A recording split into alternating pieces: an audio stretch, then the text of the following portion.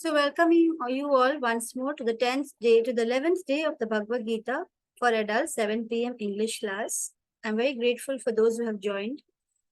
This is the beautiful, these are the beautiful deities of Sri Radha Govinda Temple of ISKCON Mangalore. Let's pay our respects to the beautiful deities and take their blessings. And we are continuing our journey of the 18-day Bhagavad Gita class. Today we do the 11 days and then we have 7 more days to go. Beginning with the prayer, Om Ajnana Timirandasya Jnananjana Shalakaya Chakshurunmilitam Yena Tasmai Shri Gurave Namaha Nama Om Vishnu Badaya Krishna Preshthaya Bhutale Shri Mate Bhakti Vedanta Swamin Iti Namine Namaste Saraswati Devi Gauravani Pracharane Nirvisheshaya Shunyavadi Paschatya Deshatarane Jai Shri Krishna Chaitanya Prabhu Nityananda Shri Advaita Gadadhara Shri Vasadi Gaura Bhakta Vrinda Hare Krishna, Krishna Krishna, Hare Hare, Hare Rama, Rama Rama, Hare Hare. All glories to Founder Acharya, His Divine Grace A.C. Bhakti Vedanta Swami Srila Prabhupada, His Holiness Jayapataka Swami Guru Maharaj, Temple President, His Grace Namnishta Das, and my Guru Aishwarya Mataji. So let's begin the chapter, the Vishwarupa Sandarshana Yoga. These are the parts of this chapter. We begin with understanding how Arjuna, the reason why Arjuna requests to see the universal form. As we saw yesterday in chapter 10, Arjuna is listening to the theory where Krishna is explaining about his different, his opulences. And then Arjuna now wants to see the practical. He says, okay, you claim all these things. Can you show it to me? And the way in which he asks is also something that we need to learn from. With so much of humility, he doesn't demand. We need to understand, sorry, we need to understand that the devotee cannot demand, show me Krishna, or I will not believe if you don't show me. This is not the attitude. The attitude that Arjuna has is what, is the attitude that we should adopt. Only then we can come anywhere close to understanding Krishna's teachings of the Bhagavad Gita. Then after that, in the verses 5.8, Krishna will, before showing his universal form, he will describe the universal form and then he will explain why he will not be able to see with his eyes. And so he says he's going to give him the special eyes. With our material eyes, we can't see the universal form, which is not material. It is transcendental and it is temporary also.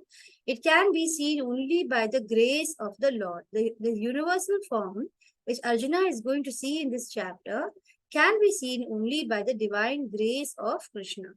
But then the whole reason why Arjuna asks for it to be shown is not just for himself. It is for the whole, the whole common people. Because when the common people, including all the demigods and everyone, when they hear about this universal form, only then they are able to believe. And so they like to hear about the universal form. True, pure devotees, they don't need to hear about these opulences because they already know that Krishna is a supreme. But because it is difficult for people who are not really understanding the glory of the Lord, Arjuna asks Krishna to show the universal form for our benefit. And then Sanjaya describes how Arjuna gets the vision and what he's seeing. And Arjuna's experience of seeing is described in the verses 11.15 to 31, where we exactly, Arjuna will clearly communicate about what he's experiencing when he sees the Lord. And from 11.32 to 34, Krishna's replies telling him that what I have shown you, from what I have shown you, you can see what is actually going to happen. So there is nothing that you are going to do. Krishna shows him the future of the war. Krishna actually shows him how the entire Kaurava clan is going to die in the army. So Krishna enables Arjuna to see the future so that Arjuna understands that this is something which has to happen. It is decided by the Lord himself. And therefore, his only duty to Krishna is to be the instrument. It's not that Krishna cannot kill him by other means and has to make Arjuna kill him. Krishna can just kill him if he wants to anyway. But then he wants to give Arjuna, the devotee, the privilege to fulfill his promise, that he is going to take revenge. and that he is going to get back for the kind of treatment that the Pandavas have been meted out. And that is his duty as a Kshatriya. It's not like just a common revenge. It's not like, materialistic, just tit for tat. It is his duty as a Kshatriya to get back his kingdom and to keep his promise. So Krishna is actually showing Arjuna, by showing that this is what is going to happen. He's actually building the confidence in Arjuna and also the devotion, the feeling of devotion towards Krishna, that, I want to be your instrument. And he's increasing that, desire in Arjuna to be that instrument which Krishna is asking him to be, by showing the universal form and by taking, actually the effort to show Arjuna what the future is going to be like. And then 11.35 to 11.46, we hear Arjuna's prayers after seeing this beautiful form. So in the first 11.1 to 4, we come to know about Arjuna's state of mind when he's making the request. And then we see how he's requesting for the universal form. And we see, the independent Lord. So let's look at these verses. Arjuna said, I have heard your instruction on confidential spiritual matters, which you have so kindly delivered unto me, and my illusion is now dispelled. So Arjuna actually has no doubt that Krishna is the Supreme Personality of Godhead. He has complete faith. And he says, oh, lotus-eyed one, I've heard already in chapter 10, I've heard from you in detail about your appearance and disappearance of every living entity as realized through your inexhaustible glories. He says, O greatest of all persons, O supreme form, though I see here before me your actual position, I still wish to see how you entered into this cosmic manifestation. I want to see that form of yours. If you think that I am able to behold, so look at the mood in which he's asking. He says that, I wish to see how you enter into this form. And he says that, if you think I'm able to behold your cosmic form, if you think me worthy of seeing that form, then only, O my Lord, O Master of my mystic power, please then kindly show me that universal form. Note the words with how much of humility and how beautifully he is asking if I'm eligible for it.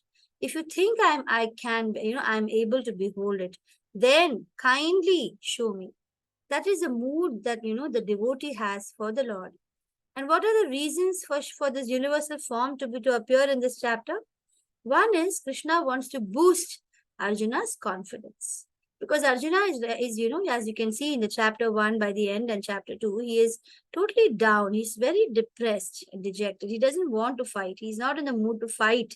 Although he wants to get knowledge and understand as to why he needs to fight, he is very open and he says, Krishna, I'll do anything what you say. Just please guide me.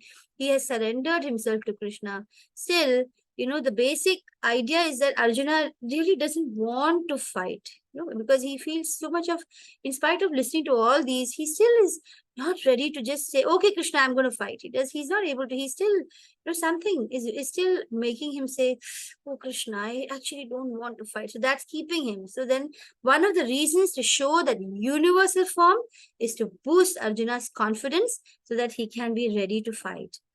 And the second reason is that he wants to prove, it's like a proof for people who are not there. That is for people like us. So when we read about the Bhagavad Gita, and we know that Veda Vyas has written this, we know that it is there in the Mahabharata written by Veda Vyas, and we know that the Bhagavad Gita was spoken by the Lord. So common devotees like us, when we hear about the universal form, it is like a proof that this is not just any ordinary person. Any ordinary person cannot show the universal form.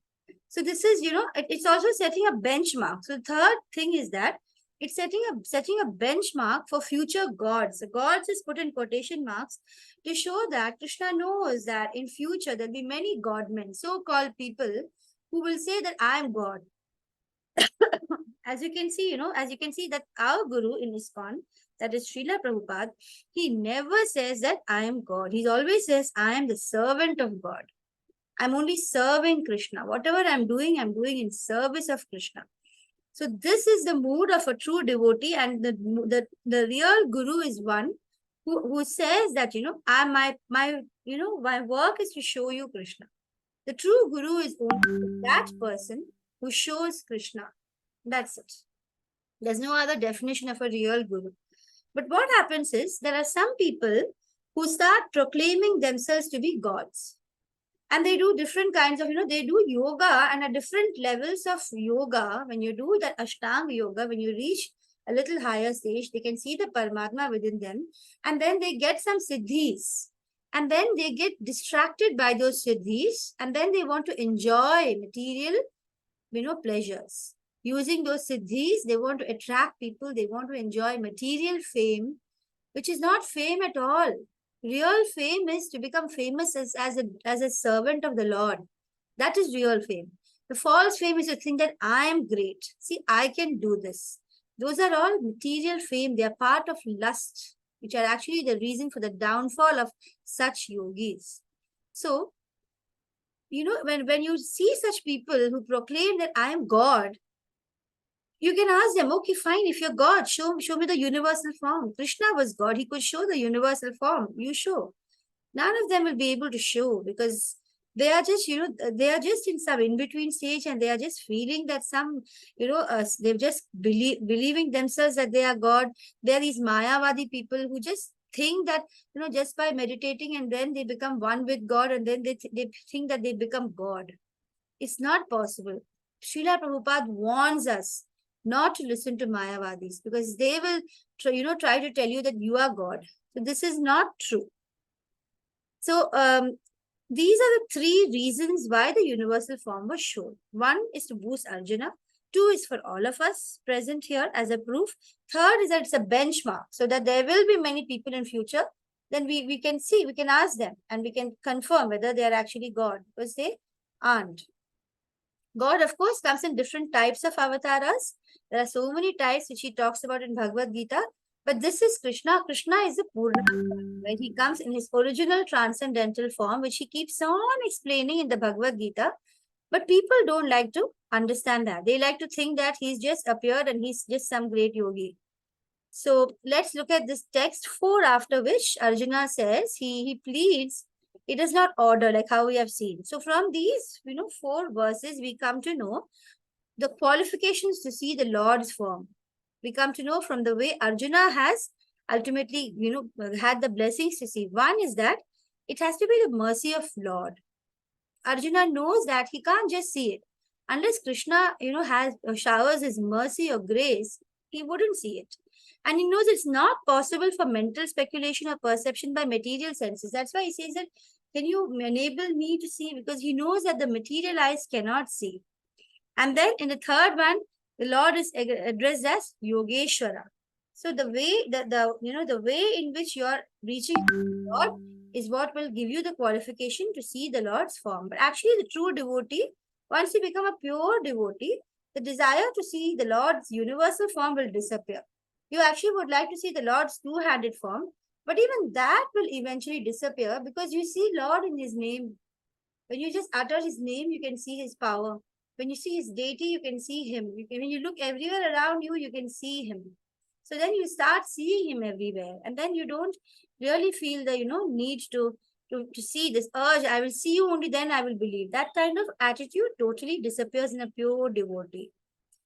So Arjuna displays here his humility. So again and again, I'm reiterating, one cannot order the Supreme Lord. It is by surrender and devotion that you can invoke his mercy. And this way, the Supreme Lord gives himself. Humility can melt anybody's hearts, but pride will keep challenging others. That is the reason why most people, they can't even see, they can't even begin to understand even a bit of what really Krishna, who really Krishna as Bhagavan, they can't even think or, imagine that because they're not ready for it. So in the second part, we are going to see how Krishna will describe his own universal form before he shows it. So it is actually manifest and unmanifest. This is a very unique feature. It's not like the spiritual world, which is always there. It is this universal form of the Lord is manifest and unmanifest. Just like the material world gets manifested and unmanifested, similarly, the universal form is temporary. Although it is transcendental, it is temporary. It manifests and unmanifests. And it can be seen only by the Lord's mercy. And it is only Arjuna's unique position that he is able to see. And Arjuna, how astonished he is when he sees this universal form, are things that we will be seeing in these parts. So let's look at 11.5. The Blessed Lord said, "My dear Arjuna, O son of Pritha, behold now my opulences, hundreds of thousands of very divine forms, multicolored like the sea." So I told you before he shows, the Lord himself will explain. It's going to be, like there's going to be in my form, you will see hundreds of thousands of very divine forms which you've never seen before. And it's going to be multicolored. And then he says, whatever you wish to see, you can see all at once in this body. So it's a very powerful statement. Whatever you wish to see, if you want to see the future, if you want to see the past, anything you desire to see, you can see. And he says, this universal form will show you all that you desire as well as whatever you may desire in future. That's so amazing. Krishna is saying that I'm going to show you, not only because we don't know what we desire, right? Sometimes we just desire, we don't know what we're desiring, and where it's going to lead us to. But Krishna knows what we may desire in future, and even that I'm going to see, so that, everything, your entire doubt related to how universal form is will completely be dispelled, because everything is going to be here. Whatever you want to see, and you desire to see, and whatever you may desire about which you don't even know now, later you may desire that also. Imagine, these words are actually so powerful. But you cannot see me with your present eyes. So, with our material eyes, we can't see anything transcendental. And the Lord's universal form is transcendental. We cannot see with these stupid material eyes. Therefore, he says, I give to you my divine eyes, by which you can behold my mystic opulence. So the next verse says, here we can see in 11.8, Natu mam shakyase drashtum me naineva swachakshusha divyam dadami te chakshuhu pashyame yogamaishwaram. So you can see my mystic opulence. Yogamaishwara means my mystic opulence. So he says that now I'm going to give you divine eyes. Divyam dadami te chakshuhu. Because you cannot see me with your present eyes. Natu mam shakyase drashtumani naiva swachakshusha. With your present eyes, you can't see me. So the Lord responds by offering to show Arjuna. When Arjuna has asked so pleasingly and with so much of love and devotion, will you please kindly show me Krishna? And then he responds. He shows him his variegated forms, and he shows a vision of all his wonderful forms. No one has ever seen or heard this before. He says that, and he shows a vision of the entire universe, the past, present, and future. And he says that you will need divine vision for that. Now, from 11.9 to 31, we have how Sanjaya describes the entire universal form as seen by Arjuna. So Sanjaya from 9 to 13 will describe how Krishna bestows Arjuna the vision. Arjuna then beholds the universal form, and from Krishna's universal form of opulences are described from 14 to 19, and from 20 to 31, Krishna's Kala Rupa, that is his form of time, is specifically described. So let's look at all these verses. Sanjaya Uvacha, Eva Muktva Tato Rajan Mahayogeshwaro Harihi Darshayamasa Parthaya Paramam Rupamaishwaram. Sanjaya said, O king, speaking thus, the Supreme, the Lord of all mystic power, the personality of Godhead, displayed his universal form to Arjuna. Arjuna saw in that universal form unlimited mouths, unlimited eyes. It was all wondrous. The form, so let's just imagine, there's nowhere close to any of our imagination, but let's just try to feel what Arjuna is feeling. The form was decorated with divine, dazzling ornaments and arrayed in many garbs. Should the Lord, dress up with dazzling ornaments? Why not? He's a Lord. He was garlanded gloriously. There were many scents. This was not just like a 3D movie or something. You wear a special glass and you see a 3D effect. It's not like that.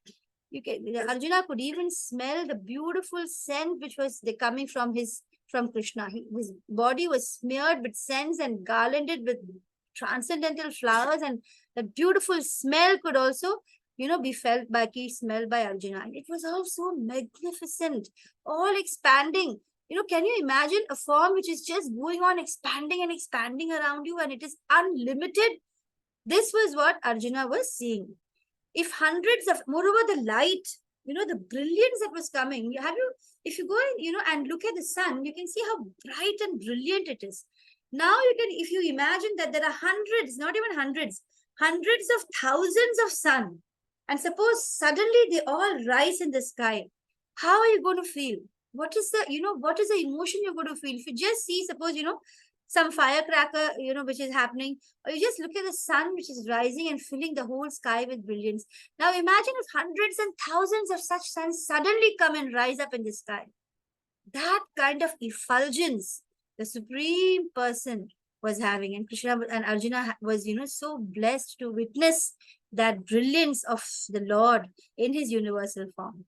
At that time, Arjuna could see the universal form of the Lord unlimited expansions of universe. So, it's not just one universe. He could see expansions of the universe, and in one place.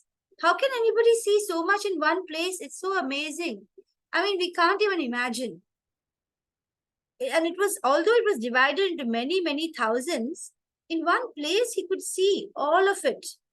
Sometimes even, earlier when you read the Krishna book, how the whole universe is seen inside Krishna's mouth by Yashoda. And then how, she actually sees that in that universe, there is, a Krishna and a Yashoda. And inside that, again, Krishna is opening his mouth. Inside that mouth, again, there is a universe. And inside that, there is again the Yashoda. And how that God zoomed and how she got to see, for a moment. It's really amazing. You can't imagine. Krishna is a Lord. And he can do all these, absolutely. He is, can do anything, of course. The only place where, his form which was shown, was not having that kind of an impact on the people who saw was when he showed it to Dhritarashtra and Duryodhana in the court. When they were treating him, then they were treating him so badly just when he had come as a messenger of peace. Still, they wouldn't agree, and Krishna even showed his universal form to them. Like he wanted to show his devotees that he did the extreme. And still, when it was when it was not agreed, only then the war was the next step to be taken. But these are the three places where Krishna has shown his universal form. Then in 11.14, we see, then bewildered and astonished, his hair standing on end. Obviously, imagine if you see so much, which as we have been described in the previous verses. Obviously, you will be astonished. His hair is standing on end, and Arjuna started praying with folded hands, and he started offering obeisances to the Supreme Lord. He was in prayer. So from 11.15 to 19, Arjuna is going to speak about his realizations of the universal form. Arjuna said, "My dear Lord Krishna, I see assembled together in your body all the demigods and all the various other living entities." So what does this show? It shows that all of us living entities and all those who are in the administrator position of everything happening around. There are demigods who take care of our breathing, another demigod who takes care of us, of our digestion, another demigod who takes care of, the water, and, each thing there is a demigod who administers. So all these demigods are in the material world. They are all serving the Lord. And also all the living entities, which are also actually, pure soul. They are actually, pure divine souls. They are the superior energy, but they are contaminated with the material body and the, the subtle body only because of their lust. Somewhere down the line, they have developed a lust and a desire to enjoy free from the Lord, and that has brought them into this darkness of the material world where we are in ignorance because of the contamination of the pure soul. All these demigods and living entities are all part and parcel of Krishna. Again, let us keep on reminding ourselves that it is not like the Mayavadis say that they are Krishna. They are part and parcel of Krishna, and they are there in the material world. And Arjuna is able to see that. And I see Brahma sitting on the lotus flower, as well as Lord Shiva and all the many sages and the divine serpents. So what do we understand? All these entire, the demigod, the sages, the divine serpents, Brahma, Shiva, everything is actually part and parcel of the Lord's universal form. They're all part and parcel of Krishna. Who is this universal form? Who is this Lord of the universe? Who is the origin of everything? Who is that? Krishna. Krishna. O Lord of the universe, I see in your universal body many, many forms. Bellies, mouths, eyes expanded without limit. So we have heard many times from the acharyas that Krishna, his body is transcendental. It's not that he has only one part and that part does, that function. His whole body can do the function of any other part. All the senses can do the function of any other part. And there is no end, there is no beginning, there is no middle to Krishna's universal body. Your form is adorned with various crowns, clubs, discs, difficult to see because of its glaring effulgence, which is fiery and immeasurable like the sun. Imagine if every jewelry which the Lord has, and not only jewelry, he also has all these, crowns and clubs and discs which are there in his universal form, and all of them are glaring in effulgence. How bright is the whole scenery, of the universal form. Arjuna says, you are the supreme primal objective. So, when bhakti comes, knowledge comes. We have seen in one of the chapter, in one of the verses, where Krishna says that you simply, if you have devotion, I will be like a lamp of knowledge in your heart and I will illuminate you. Mayavadis think that these devotees who are thinking of Krishna, the Lord, as a person and doing deity worship, they think that they are lower because they can't imagine the Lord as a effulgence. But they fail to understand that the effulgence is actually coming from the Lord as a person. And the Lord is a person. Mayavadis fail to see that. The Lord is repeatedly saying that, he is a person. And he has so many energies. So he says, you are the supreme primal objective. You are the best in all the universes. You are inexhaustible and you are the oldest. You are the maintainer of religion. He says that whenever there's a, yada yada hi dharmasya glanir bhavati bharata, whenever there is a decline in religion, Krishna comes to maintain the religion. And you are the eternal personality of Godhead. You are the origin without beginning, middle, or end. You have numberless arms, and the sun and moon are among your great unlimited eyes. By your own radiance, you are heating this entire universe. So the sun and moon that we are seeing are like the eyes of the Lord. Although you are one, you are spread throughout the sky and the planets and all the space between. Oh, great one, as I behold this terrible form, I see that all the planetary systems are perplexed. So this is, very unique for us to understand that these planetary systems are getting perplexed. So, each of these are as if, they're like a form.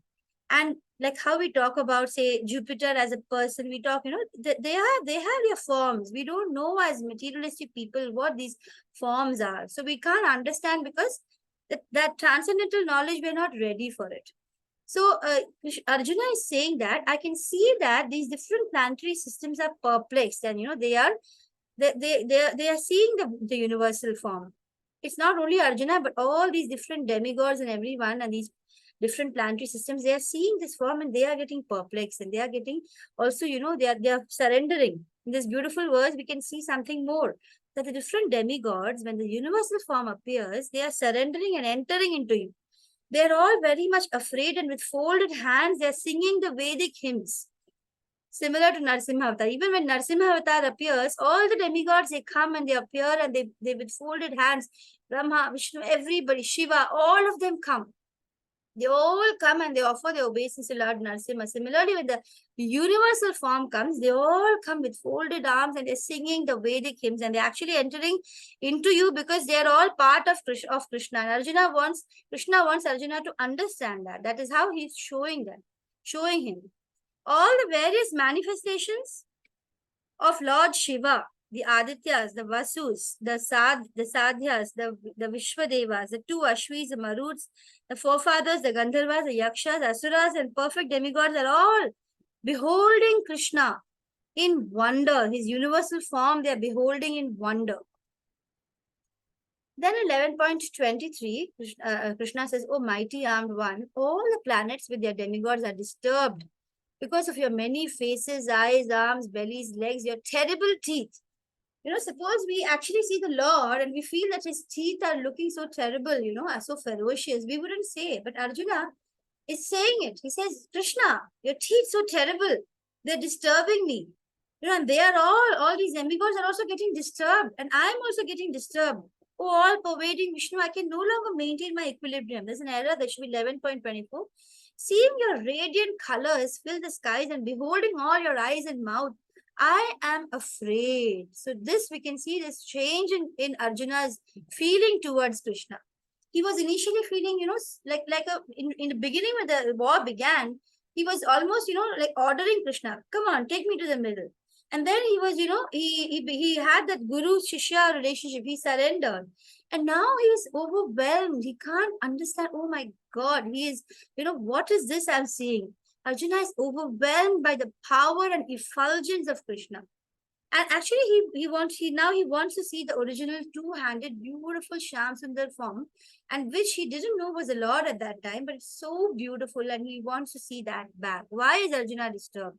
He's overwhelmed because of the power and the effulgence of the Lord. So then he says, Arjuna is describing all the sons of the Dhritarashtra, that is the Kauravas, along with all their allied kings, and Bhishma, and Drona, and Karna, and all our soldiers, even the Pandava side soldiers, they're all rushing. Actually, everybody gets killed. They're all rushing into Krishna's mouth. Krishna is showing Arjuna the future. Their heads are being smashed by the fearful teeth. And I see that some of them are being crushed between your teeth as well. Some are entering, their heads are being smashed, some are entering between Krishna's teeth. And it was, quite an overwhelming experience. As the rivers flow into the sea, when the sea is there, the rivers are all flowing. Similarly, the great warriors are simply, no effort. They are simply entering. Just see them entering into the blazing mouths and they're all perishing. Krishna is showing that. He's showing that this is all going to happen. And now we are going to see this description of Kalosmi, which we hear in this Open Hema movie also, where he reads this particular verse. I am time. Krishna, the Lord, says, I am time. And you become my instrument. So these very important points, which says, time I am in 11.32, and the prediction of what is going to happen, what time is going to, create in this war, the conclusion of the war. He shows that and he asks in 11.33, look, this is what is going to happen and I want you to be my instrument. So 11.32 is an important verse where the Lord says, time I am, Kalosmi, destroyer of the world. So time is not only the meaning of time as in the watch, the ticking time, but time as in the one which is the end of everything, as in death. I am the destroyer of the worlds. And I have come to engage all people, with the exception of you, meaning all the Pandavas. All the soldiers here on both sides are going to be slain. This is what time is going to do. And who is that? Who is going to do? What is the time which is going to do? It is Krishna. Let's listen to what this person who created the bomb which was put in Hiroshima and Nagasaki, what he speaks from the Bhagavad Gita. Just let's see. Remembered the line from the Hindu scripture, the Bhagavad Gita. Vishnu is trying to persuade the prince that he should do his duty, and to impress him takes on his multi-armed form and says, now I am become death, the destroyer of worlds. I suppose we all thought that one way or another. I remembered Right. So in 11.33, Krishna says, therefore get up. I've shown you that this is what is going to happen. I am time. I have already shown you what is going to happen to all these people. And all you need to do is get up and fight. After conquering your enemies, you will enjoy flourishing kingdom. They are already put to death by my arrangement, and you, O Sabyasachi, can be but an instrument in the fight. Sabyasachi is a person who is equally, dexterous in both hands. He can use both his hands with equal dexterity.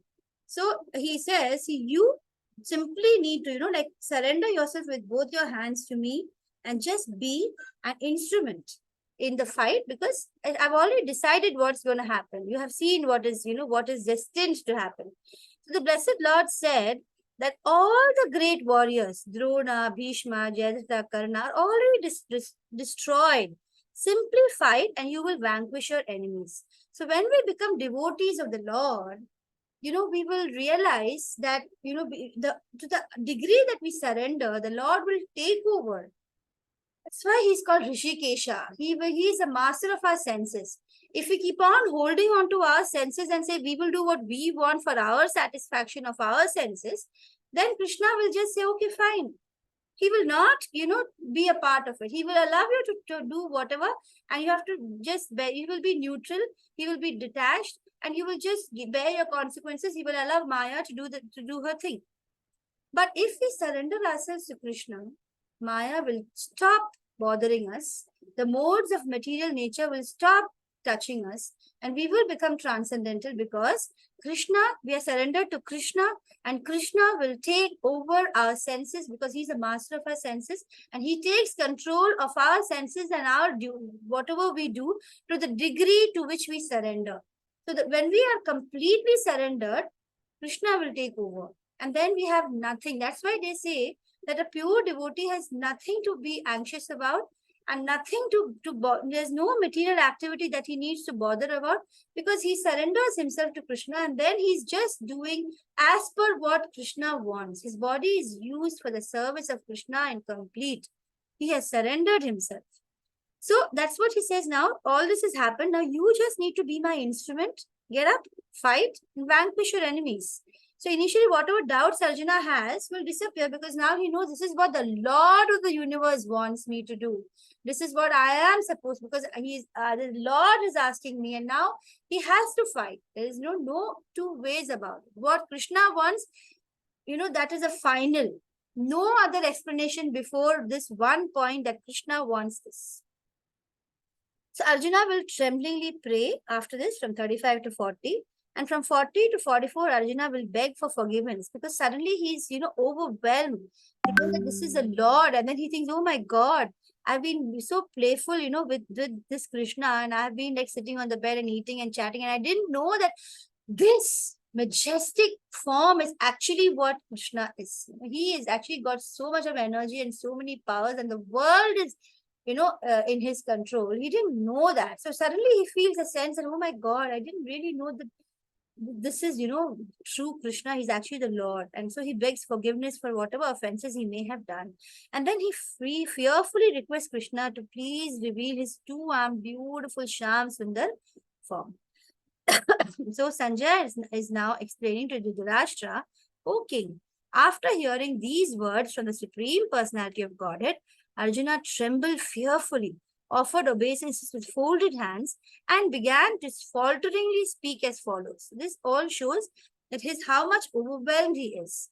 And 11.36, he says, O Rishikesha, the world becomes joyful upon hearing your name, and thus everyone becomes attached to you. Krishna, if you keep saying, you will get attached. Akarshanam iti Krishna. So the Krishna is basically, he attracts. Although the perfect beings offer you their respectful homage, the demons are afraid and they flee here and there. And all this is rightly done. O great one who stands above even Brahma, you are the original master. Who stands above even Brahma, you are the original master. Why should they not offer their homage to you, O limitless one? O refuge of the universe, you are the invincible source, the cause of all sources, transcendental to this material manifest. Why are they all offering homages? Why should they not? Because he is the source. You are the original personality, the Godhead, and the only sanctuary of this manifested cosmic world. You are the person who knows everything. You are all that is knowable. Once somebody knows Krishna, there is nothing more to know. Actually, once you know Krishna, there is nothing more you need to know, because you are above the material modes. Oh, limitless form, this whole cosmic manifestation is pervaded by you.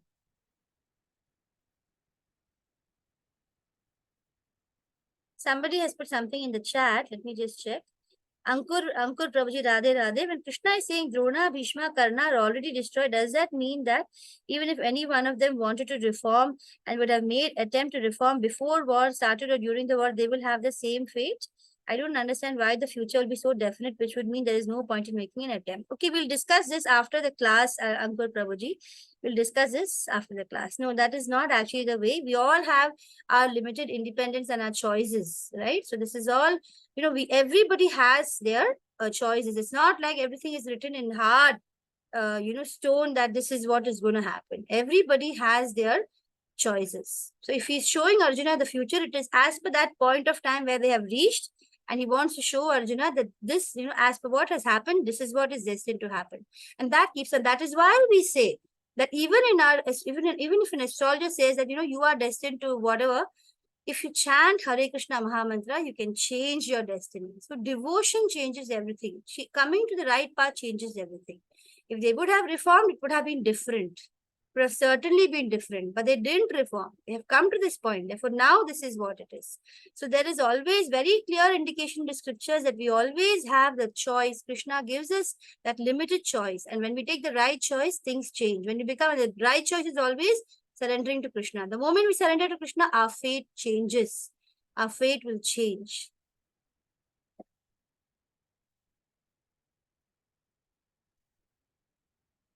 The sins actually get obliterated. The moment we start chanting, all our sins, they vanish. And so because of our sins, whatever we were supposed to bear, consequences that we are supposed to bear because of the sins that we have done earlier, they all change. How life transforms. That's why Prabhupada is going all around the world and saying, please chant. Because the moment you start chanting Krishna, his the power is there in Krishna, and it changes. It will change your life. You will feel that change. Destiny will change when you become a devotee. Your whole life will change the moment you become a devotee. Krishna keeps trying. Why doesn't he force? He can easily, if he wants, he can make the whole world a devotee in one go. But he will not, force any of these living entities who are part and parcel of him. He will allow them when they are, seeking, desiring to be separate from him and enjoy separate from him, and they are not, accepting their real position that they are part and parcel of Krishna. They're not surrendered, and they're not, really realizing that that is eternal bliss and running after temporary material pleasures. Krishna doesn't interfere. They have to bear the consequences of their sins. He becomes totally indifferent. Then they have to bear. Although he loves them, he loves everyone, he keeps trying. But then, he will allow them to face whatever are the consequences of their desires and karma and everything. The moment they will actually turn and look at Krishna, which also needs Krishna's grace, and then the whole life changes because the sins get, dissolved. In fact, when you say that Hare Krishna with your feeling, complete feeling, it's so amazing that it is said in the scriptures that even the future sins that you might commit, even that, is destroyed. That is how powerful it is to become a devotee. Now, Arjuna here, let's continue. I just got distracted with that chat message. So Arjuna calls the Lord by various names in the Gita. Let's just quickly look at some of them here. He says Janardana when he's asked to fight the war. He says Madhusudana when he asked to slay Bhishma and Drona. Each word has a meaning. Madhava when he said that the war is inevitable, because you are like the Madhava, you're like Lakshmi's wife, and you are saying that do the war. So everywhere it has meaning. This whole study of what which word is used by Krishna for Arjuna and which word is used by Arjuna for Krishna and which verse itself is a big matter of study. So 11.41 and 42, he says, I have in the past addressed you as Krishna, Yadava, oh my friend, without knowing your real glory. Krishna, his glory. I only want to request everyone to keep on realizing the glory of Krishna, because Gita is all about that. Gita is all about realizing that Krishna is Bhagavan and then surrendering to Krishna and then doing the yug, the yug dharma or the yagya, which is prescribed for us in Kali Yuga, which is chanting. And once you start taking up to the regular habit of chanting, it will be definitely painful in the beginning. Let me tell you, it's not easy to start sitting in one corner and doing a japa meditation. You need to sit, in a place where it is quiet, and you need to pick up, if you have beads, great. You need to pick up your beads, and you have to forget the world and tell Krishna, here I come. I surrender unto your name. And you need to chant with love and affection. It's very difficult in the beginning. Some of you, if you're doing it, I pay my obeisances to you, because I know that, to reach there, to be able to start chanting the name Krishna, Hare Krishna, Krishna Krishna, Hare Hare, Hare Rama, Rama Rama, Hare Hare. To just simply sit and keep chanting this one round 108 times every day itself requires a lot of effort. Why is there effort required? Because we are full of lust, because we are contaminated.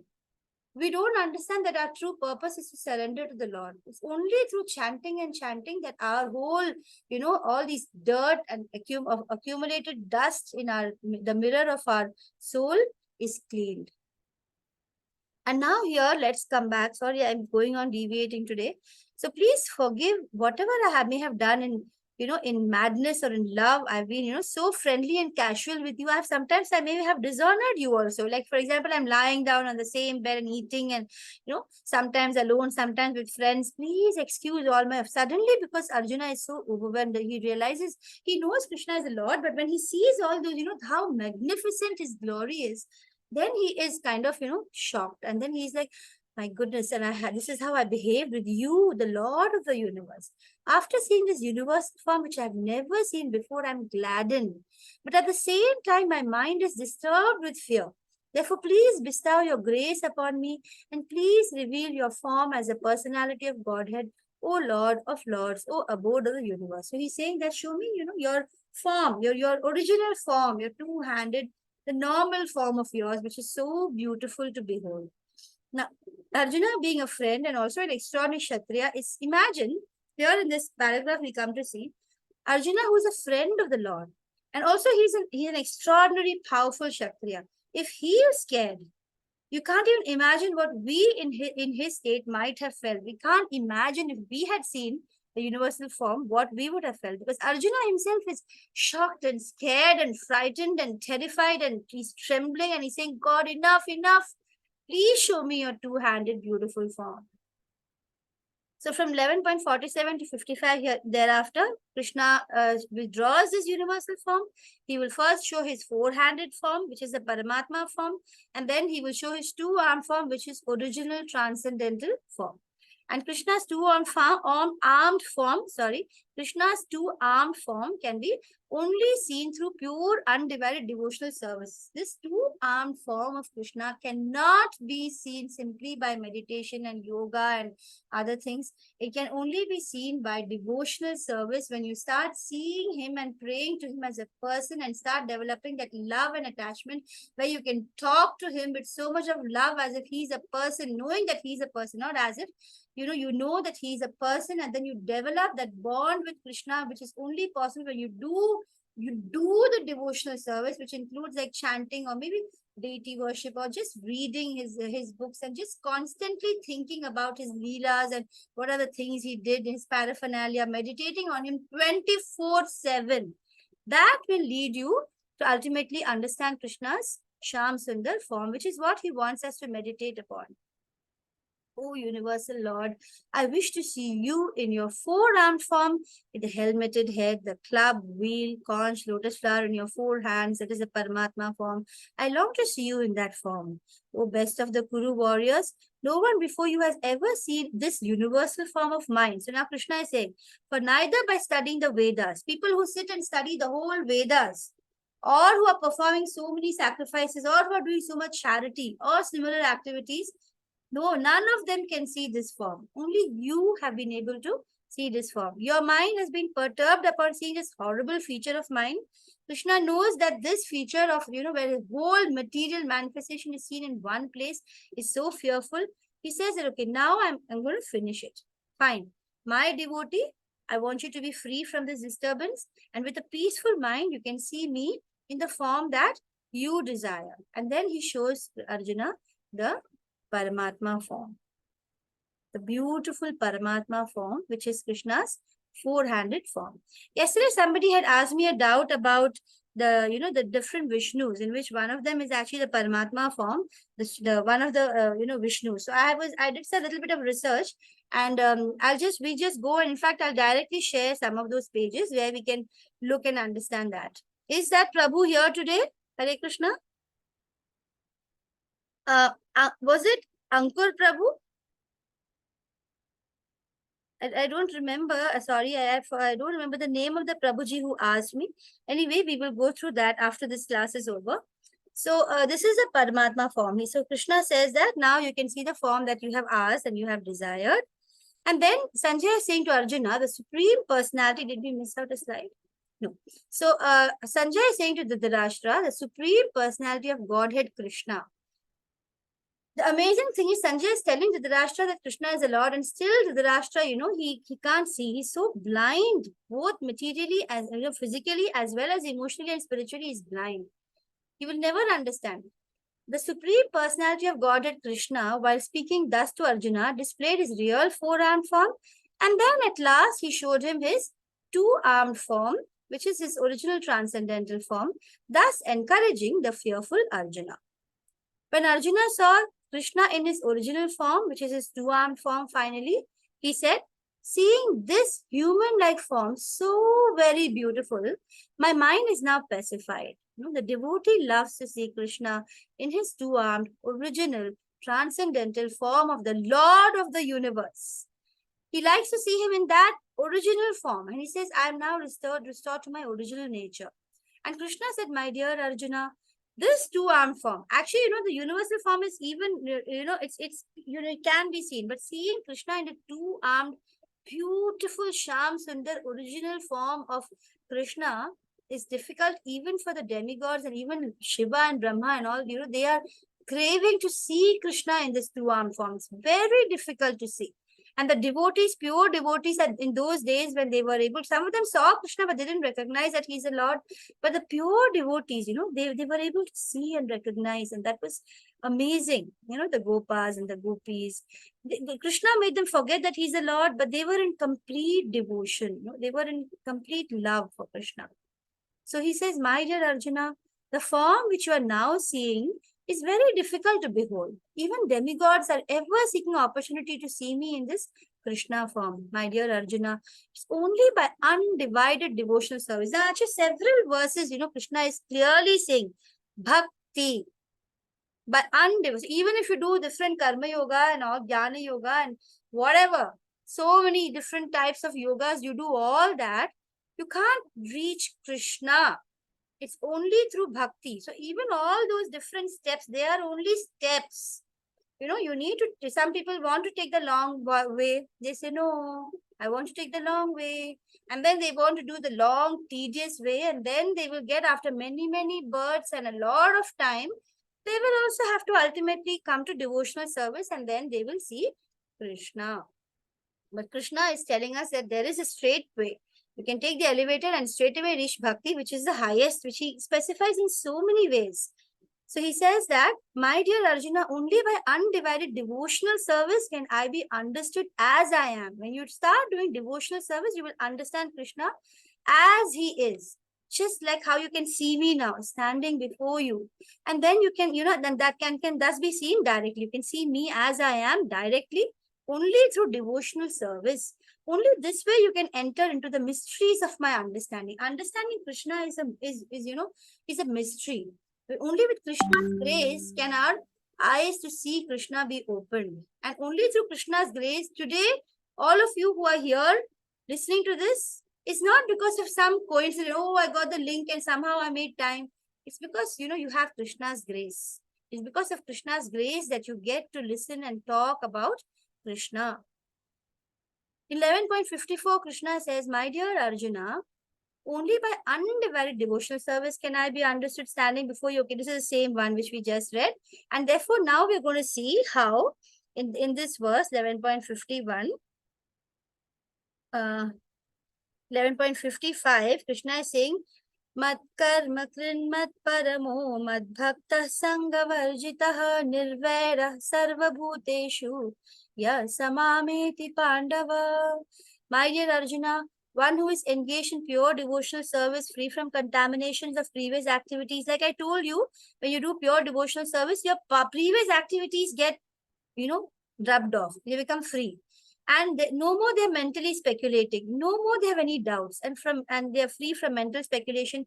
And then he becomes automatically friendly to every living entity because he knows they all belong to Krishna. And such a person, when he reaches that pure devotional service, they will certainly come to me. So what are the different parts of this verse? Mat karma, sorry. The different parts of this verse are mat karma krit. That means somebody who's engaged in doing my work. Mat karma. They know that I'm doing work for Krishna, so it's Krishna's work. Mat paramo. And they make Krishna their goal. They don't have any other personal goal. Oh, I'm doing this because I need my salary, otherwise I'll die. Or I won't get my money. Oh, I'm doing this because my children need me. Or I'm doing this for my husband or for my... They are doing everything only for Krishna, as Krishna has told them to. Automatically, everybody will get served and everything will be taken care of when you do it for Krishna. Mat Bhakta. They are only engaged in devotional service to Krishna. Then there is Sangha Varjita, which means they have no, contaminations of fruitive acts and mental speculation. They're not, keeping on thinking, oh, this, they don't have doubts. Nirvaira Sarva Bhute. That means they are friendly. Nirvaira, no enmity towards Bhuta, any living thing. They are feeling a feeling of, there is no feeling of enmity or dislike or, oh, I like this, oh, I don't like, oh, I like him, oh, I don't like him. There is no duality left in the pure devotee's heart. These are the characteristics of Ananya Bhakti, and this leads us to tomorrow's beautiful chapter 12. I hope those of you who are enjoying this class, will enjoy how Krishna will describe the steps, and he will declare that Ananya Bhakti is the highest. Very difficult to get, and so Krishna says, if you can't have Ananya Bhakti, okay, I'll give you other options. The lower one, and Krishna will give us steps to reaching that Ananya Bhakti. So this is the essence of the Bhagavad Gita. And with that, we come to the end of this chapter where we have seen in the first part, how Arjuna's state of mind, his illusion is over. Still, he wants to see the Lord's, supreme form. And then he requests why? To convince those who consider him ordinary or who may not agree for their sake, and to set a benchmark for future imposters. And then we have the next part. In the second part, we see how, Krishna's universal form is actually manifest and unmanifest. Just like the material world, it's temporary, although it is actually transcendental, yet it gets manifest and unmanifest like the material world.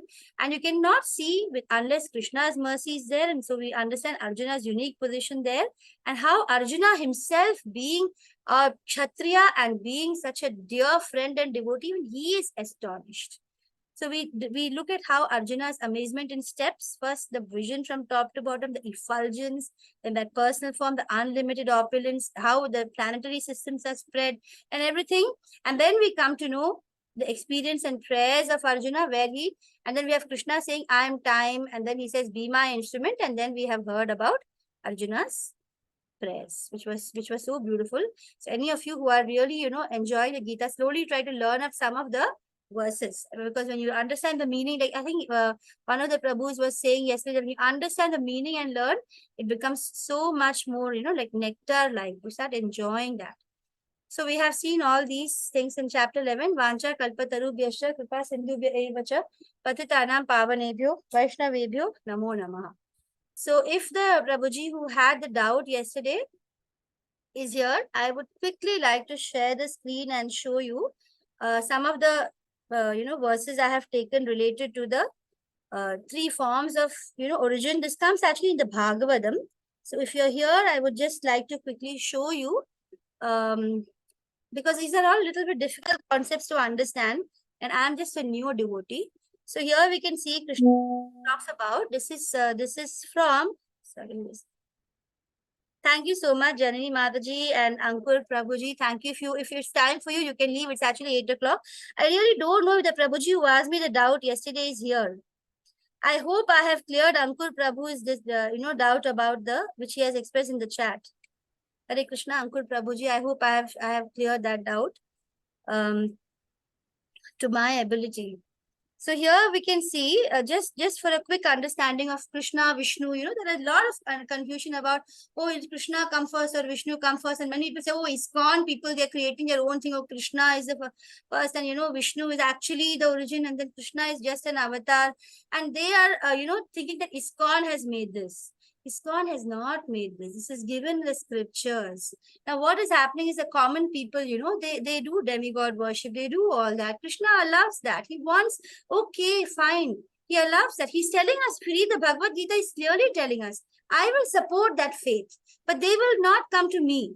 They will go to whichever demigod they are worshipping, because that demigod is in the material world. They will go there. They will enjoy whatever they've been asking for. They will go back, finish their enjoyment, and then they will come back, and they have to go back into the circle of, birth and death and stuff.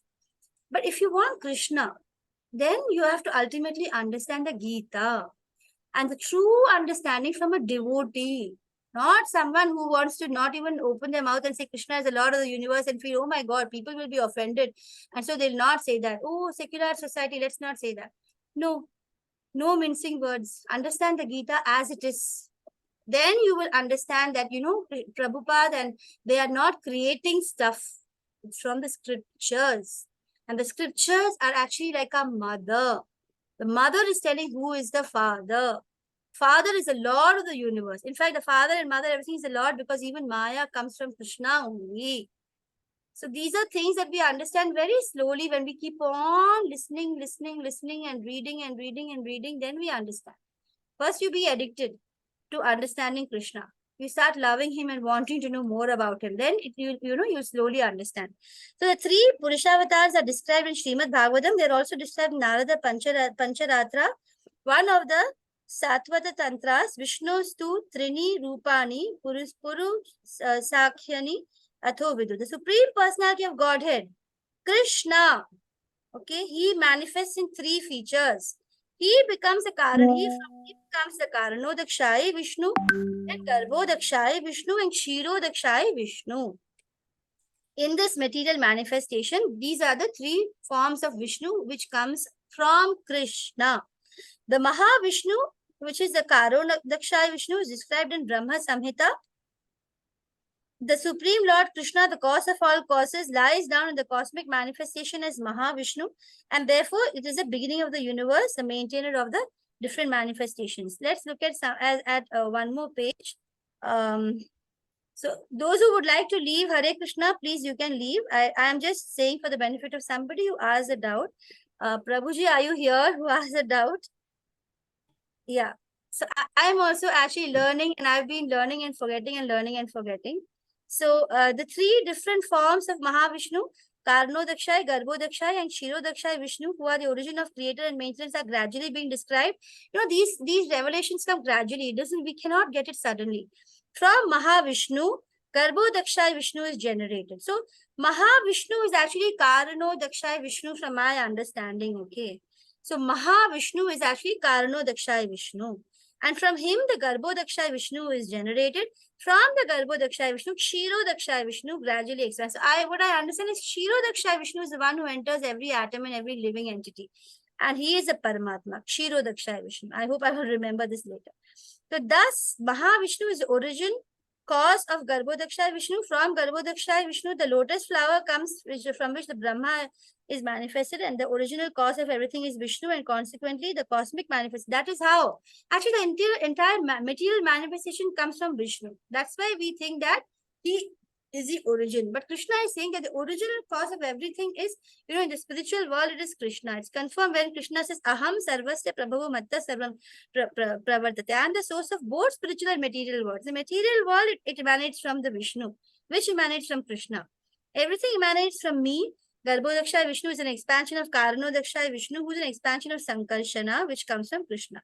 So ultimately, the cause of all causes, Sarva Karana Karanam, is Krishna. So the conclusion is that both the material world and spiritual world are considered to be the body of the Supreme Lord. And so I would just, request all of you to keep, I'm not going to go on at this. There is actually one more page and many pages which I've been reading up. One. Okay.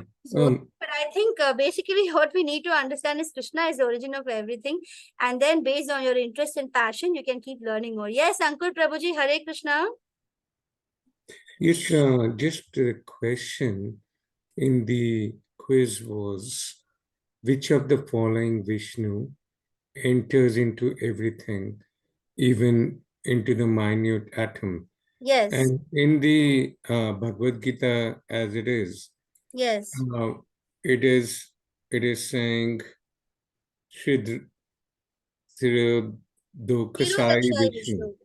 Shiro Dakshai Vishnu is However, the the one which is answer Paramatma. is uh, Karnodakshai Vishnu. Karno Dakshai Vishnu is the first expansion, Prabhuji. What I understood from just now, I showed you from 10.20 purport, Prabhuji. The Karno Daksha is the first expansion of Krishna as Sankarshna. He comes in as the Vishnu, which is Karno Daksha. And then from Karno Daksha, Vishnu, who is lying there in that ocean in the Yoga Nidra, multiple universes are coming out. And each of these universes have in them the Garbho Daksha Vishnu. So each universe has the Garbho. So many universes are coming out from Karno Daksha Vishnu. And inside each of these universe, Garbhodakshaya, Krishna enters in the form of Garbhodakshaya Vishnu. Okay. And inside each of those universes, from the lotus comes out the Brahma, and then the creation begins. And then inside the entire creation, each of the atom and living entity, again Krishna will enter. The expansion of Vishnu enters. And that is the Kshirodakshaya Vishnu. No, what is it? Kshirodakshaya Vishnu. Yes, Prabhuji. Kshirodakshaya Vishnu is the Paramatma in that way. So Karno Daksha is the first one. Okay. All right. Thanks. Yes. Prabhuji, you can just look at the Bhagavad Gita 10.20 purport, which I just now shared. Okay, you were the one who had asked this question, no? So I shared with you 10.20. Okay. Thank you. Yeah, all right. So you can further explore. If you click on the Srimad Bhagavatam, then you can explore further. This is what I have understood after your question. I have been exploring this. So this is my, understanding, Prabhuji. Hare Krishna. If I made any mistake, kindly forgive me. No worries. Thank you, Radha Radha. Yeah. Okay. Hare Krishna. I'm ending today's class. Please join me tomorrow for chapter 12. It's a beautiful chapter. Hare Krishna.